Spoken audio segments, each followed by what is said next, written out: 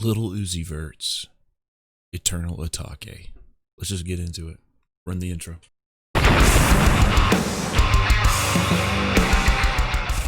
Eternal Atake, some weird multi-personality space abduction return to Earth rap album, and I wouldn't have known about the multiple personality thing if I hadn't have read the lyrics, because on Rap Genius they have these little blurbs about each song that you're listening to, and as I was reading the lyrics I'd glance over and see that it would say like this is the end of the so-and-so personality, because the songs themselves do not mention anything about this. The opening track, Baby Pluto, it's just so underwhelming, man. It's so underwhelming. You know, the first song of an album has to come out. You have to come out with a banger, or you have to have an intro to set up. The first song on an album has to be a banger, always, on any genre, anything.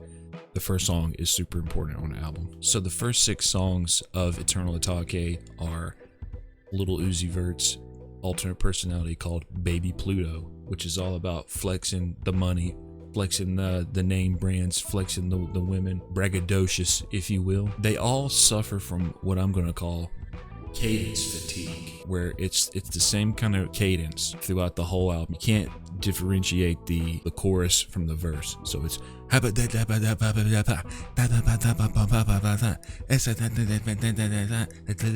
the same thing over and over. He's not switching it up. Okay, the hooks are just too fast to ever be earworms. And what I mean by earworms is something that's catchy that after you listen to it, you're going to be either humming or kind of singing to yourself because it's catchy. I've listened to the album 3 times now. I can't tell you one hook, if that tells you anything. In the song Lo Mein, he's doing this thing where he's comparing chopsticks in a bowl of lo mein to clips in a gun, and it's the biggest like metaphoric stretch I've heard in a hip-hop song in a very long time. Like, it just doesn't, he's trying to come off being clever, but it just falls short. Throughout the whole album there's these strange interludes where Uzi is being abducted by an alien. None of the songs on the whole record ever talk about this. There's just these strange interludes. I think there's 4 or 5 in total. He gets abducted by an alien. I guess they do some kind of experiment on him, and then he just comes back at the end of the record. It's very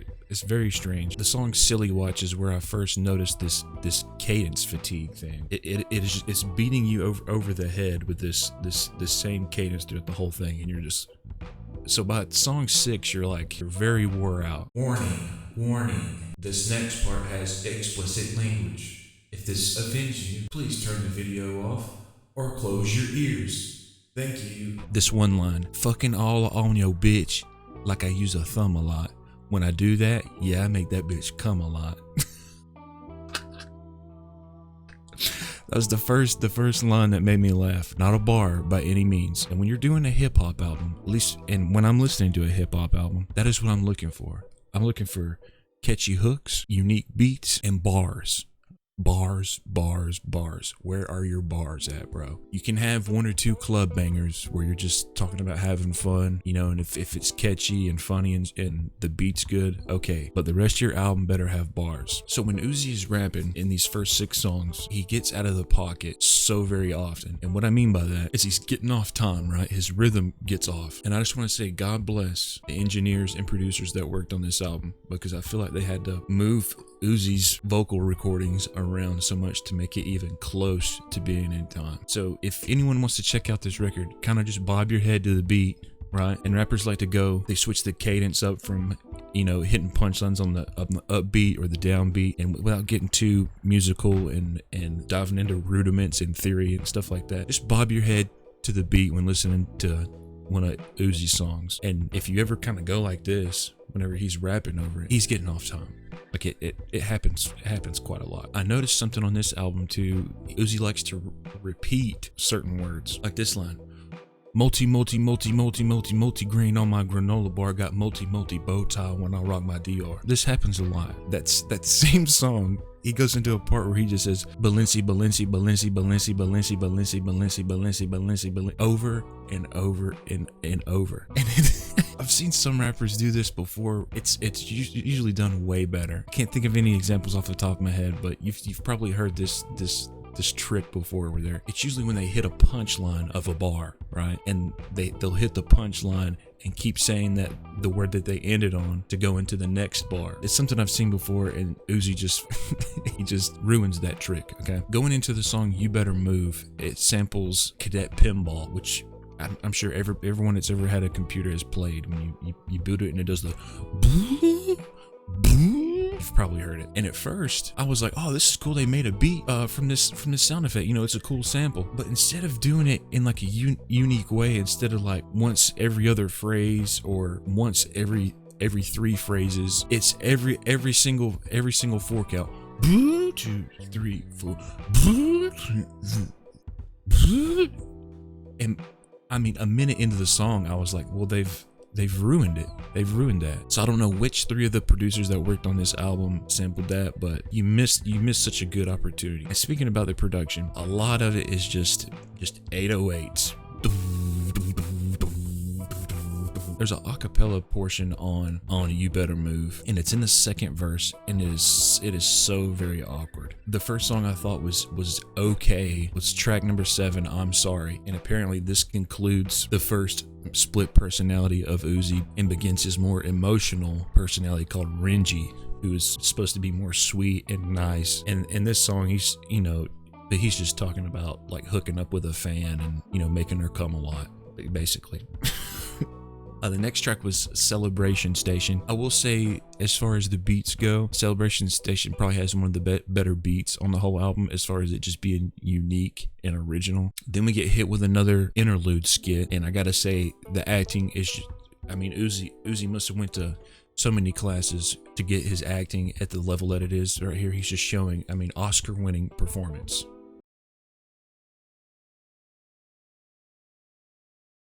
So yeah, about halfway through the album, for me, all 3 times I listened to it, it just started to feel like work. It is just so underwhelming, every song, and I was hoping that there would be something on the last half of the album that would pique my interest. We get to the song called Prices, and it has the one and only bar on the whole record.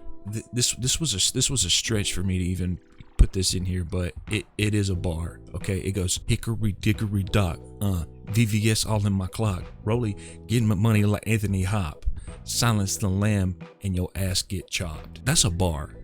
Okay, that is a bar. I respect that. The next song was Urgency, and it features Odd Future and the band The Internet's Sid. Man, she's just a breath of fresh air on this album. She's got a nice voice, sings with Uzi in the chorus, and them together just doesn't really sound very good, but when she gets on her own, it sounds really good. She's got a nice, smooth R&B-esque voice. That song is listenable. The next song is called Venetia. That name kind of rang a bell in my head, so I started like looking around. It's actually the person who named Pluto, Venetia Burney. I thought that was interesting. Shows that Uzi has some kind of interest in space and did some kind of homework when going with this whole space theme, which again is only left in the interludes and the album cover. There's nothing else in the whole record that's in reference, at least song-wise, to space, but interesting to say the least. Then we got to a song called Secure the Bag, which is the name of another Lil Uzi Vert song that he did on a mixtape collab with Gucci Mane. So I thought that was kind of strange, and it's just another song about flexing. He had these first 6 songs about flexing, and then like in the last half he decided to put another song about flexing, and it has the same title as a previous song that he's already done. I just really don't understand. And it, yet again, when it goes into the second hook, I guess the second chorus, it does another one of these awkward acapella hooks where he does the hook with no beat, no nothing behind it. Maybe live this is like a cooler thing. You got the whole crowd kind of vibing out and hyping up that part. But if that's what he was going for, he should have done like some crowd vocals, some gang vocals, kind of like hardcore punk style. I think that would have had way more of an effect record wise, because it's just him singing the hook a cappella, and it's very very strange. Then we get to a song called P2, and it's a sequel to EXO Tour Life, which is his biggest song and is the only song I've ever heard by Lil Uzi Vert from previous to this. I didn't even know that was the title. I just remember that all my friends are dead. That's all I remember. And it doesn't really, I went back and listened to that song just for context. And this P2 doesn't expand or do anything to like make it a worthy sequel, if you could even call it that. I really don't know what was trying to do here. The only thing I could think of was that he's just trying to cash in on the hook, because the hook has the same kind of tone and cadence as XO Tour Live. And I looked up how well P2 did on Billboard, and it debuted it at number 11 on the Billboard charts. So he got the guap on that one, cashing in on another hook, and the dumb listeners are just eating it up. So all the beats were done by either Brandon Fineson, TM88, or Bugs Ronan. And I mean, they do a suitable job here. I guess it's passable as far as as a current, super popular rap album. But man, this album is it's so underwhelming. I went into it with no expectation, no real bias. I'm not never have been much of a fan of Lil Uzi Vert, just the things I've heard on the radio. And so I was really wanting to give this album a chance and give it a fair shake, and it's just not fun to listen to. I'm gonna sound like an old person here, but it's just typical mumble rap with auto tune, and there's maybe 2 songs on it that are listenable. Final rating for this is gonna be a 4 out of 10, slightly below average. Yeah, thank you guys for watching. I'm trying to get better at these videos, learning more and more every day about editing. I want to thank all the feedback from the last video. Trying to do this more bulleted style instead of reading from a script. I feel like that's going to be more the way to go, so I can bring some of my personality into this. And I also want to say thank you for all the suggestions of albums to listen to on Instagram. I definitely have a few albums to listen to right now, and be sure to follow me on Instagram, just at @CollersWild. And I'll add my story or make a post of when I want some suggestions. Be sure to follow me on Twitter @CollersWild, and be sure to follow my Twitch channel where we play games, listen to music, and it's twitch.tv/CollersWild55. I'll have links in the description where you can buy the album if you want to listen to it yourself. Support Lil Uzi Vert. Review aside, I'm sure he's probably struggling right now more than usual, not being able to tour. I'll always during these times I'll put links to all the artists' albums and their websites in the description. So if you are a fan and you want to check out their music, support these guys, help them out during COVID-19, and I'll see you guys next time. Peace.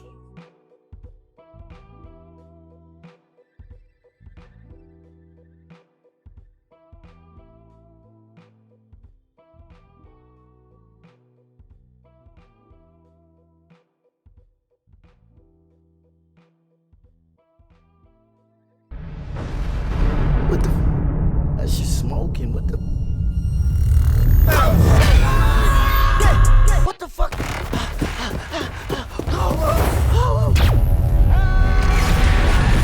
Abducted.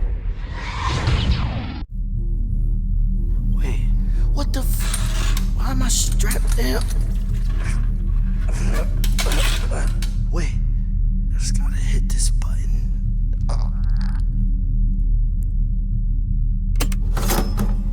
I'm out.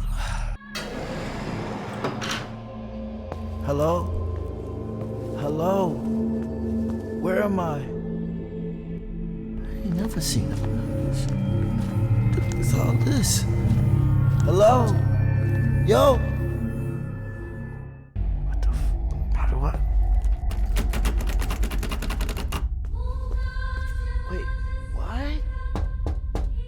Yo! Yo! Where are they going? Wait.